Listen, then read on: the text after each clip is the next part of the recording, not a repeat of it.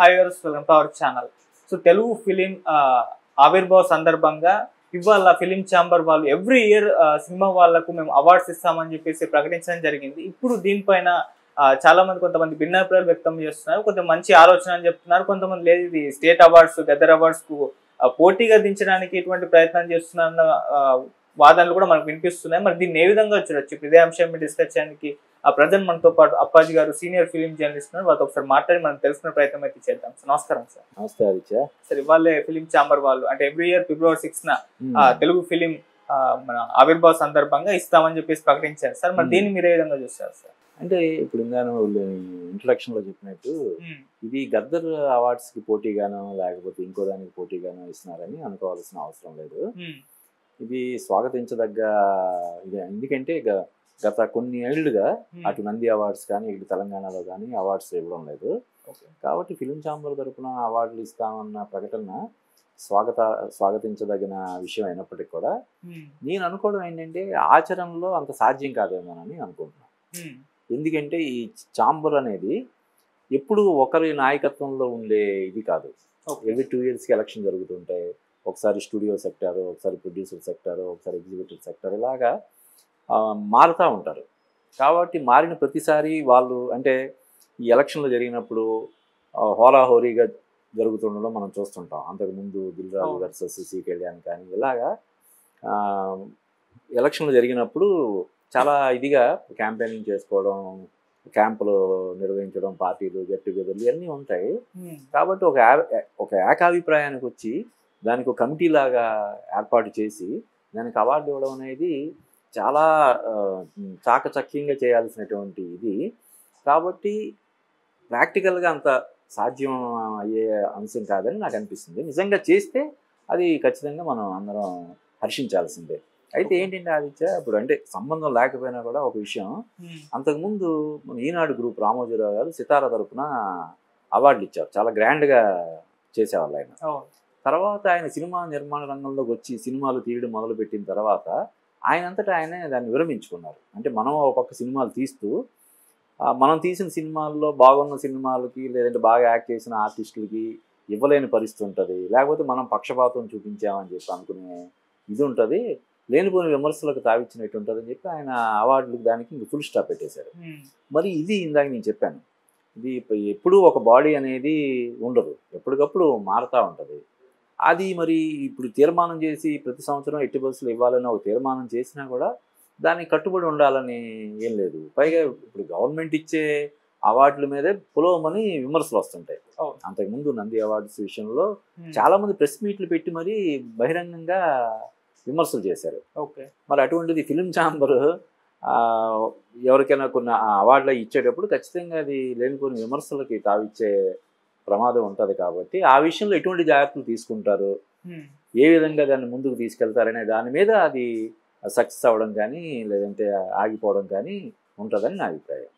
Sir మీరు అన్నట్టు ఇప్పుడు నేషనల్ అవార్డు కూడా ఎందుకు ఇచ్చారు? చాలా మంది జెర్సీకి రాలేదు, అండ్ జై భీమ్ కి రాలేదు, ఇటువంటి మంచి సినిమాలకు రాలేదు. పుష్పకి ఇచ్చారన్న, అల్లు అర్జున్ గారికి ఇచ్చారన్న దానిపైన కూడా విమర్శలు చేస్తారు. ఇప్పుడు ఇటు మామూలుగా ఫిలిం ఛాంబర్ ఇచ్చే అవార్డ్స్ పైన కూడా ఇటువంటి విమర్శలు వస్తాయి, వాళ్ళ ప్రో ఉన్న వ్యక్తులకి ఇచ్చారని చెప్పి. దీన్ని హ్యాండిల్ చేశారు, దీన్ని దృష్టిలో పెట్టుకునే దీన్ని ప్రకటించారు. అంటే ఇది ప్రకటన చేసే ముందు ఇటువంటి డిబేట్ జరిగే ఉంటది ఖచ్చితంగా, వాళ్ళ మధ్య తర్జన భర్జన చాలా జరిగే ఉంటది. అసలు ఇవ్వడం అవసరం, మనం ఇటువంటి ఇది కూడా జరిగే ఉంటుంది. వాటన్నిటినీ వాళ్ళు కూలంకషంగా చర్చించిన తర్వాత ఈ ప్రకటన వెలువడి ఉంటుంది. కానీ ఏంటంటే ఇప్పుడు ఉదాహరణకి అవార్డులు ఇవ్వాలి, అవార్డులు ఇవ్వడానికి సంబంధించి ఒక కమిటీ ఏర్పడాలి. ఆ కమిటీలో తీసుకునే దాని మీదే కూడా అంటే ఛాంబర్ నిర్మాతల నుంచి కొంతమంది తీసుకోవాలి, దర్శకుల నుంచి కొంతమంది తీసుకోవాలి, వివిధ రంగాలకు చెందినటువంటి అంటే సినిమా విమర్శకులను తీసుకోవాలి. ఇలాగా ఒక కమిటీ ఏర్పాటు చేయడంలోనే ఒక ఏకాభిప్రాయం రావడంలో చాలా ఇదైపోద్ది, మల్లగుల్లాలు పడాల్సి వస్తుంది. ఇందాక చెప్పాయి కదా, దాన్ని ఏ విధంగా వాళ్ళు ఆ విధి విధానాలు ఏ విధంగా రూపొందిస్తారు. ఎవ్రీ ఇయర్ అంటే ఒక్కసారి ఈ సంవత్సరం చేసి వచ్చే సంవత్సరం చేయకపోవడం అనేది కూడా కరెక్ట్ కాదు. ఇప్పుడు గవర్నమెంట్లే నంది అవార్డులు ఎన్నో సంవత్సరాలుగా ఇవ్వలేని పరిస్థితి ఉంది. అంటే ఇవ్వలేకపోవడం అంటే అంటే ఒక కమిటీని ఏర్పాటు చేసి సినిమాలను ఎంపిక చేసి ఇవ్వడం అనేది ఒక పెద్ద ప్రక్రియ. అది అంత ఈజీగా అయిపోయేది కదా. ఎందుకంటే లేకపోతే లేనిపోని వివాదాలను కొని తెచ్చుకున్నట్టు ఉంటుంది. ఇవ్వకపోతే సరే ఇవ్వలేదని చెప్పి అంటారు, ఊరుకుంటారు. ఇస్తే ఆ సినిమాకి ఎందుకు ఇచ్చారు, మా సినిమా ఎందుకు ఇవ్వలేదు, ఆ సినిమాతో పోల్చితే మా సినిమా ఎక్కడ తీసిపోయింది అని వాదనలు విమర్శలు ఎన్నో వస్తాయి. పైగా ఇప్పుడు సినిమా రంగం అనేది మన హీరోలు కానీ డైరెక్టర్లు కానీ ప్రొడ్యూసర్లు కానీ వీళ్ళందరికీ ఏదో ఒక పొలిటికల్ ఎఫిలియేషన్ అనేది, ఏదో ఒక రాజకీయ పార్టీతోటి అనుబంధం ప్రత్యక్షంగా కానీ పరోక్షంగా కానీ అనుబంధం ఉండడం అనేది మనం చూస్తున్నాం. ఈ నేపథ్యంలో అవార్డులకి ఎంపిక చేయడం అన్నది చాలా చాలా క్లిష్టమైనటువంటి ప్రక్రియ. దాన్ని ఏ విధంగా వీళ్ళు తీసుకెళ్తారు, ముందుకు తీసుకెళ్తారు అన్నది చూడాలి. ఓకే సార్, మనం ఐఫా అవార్డ్స్, నేషనల్ అవార్డ్స్ ఇవే చూస్తున్నామంటే నేషనల్ స్థాయిలో ఉన్నది. మన స్టేట్ లో అవార్డ్స్ చాలా కాలం ఆగిపోవడం చూసాం సార్, అసలు చాలా గ్యాప్ వచ్చేసింది.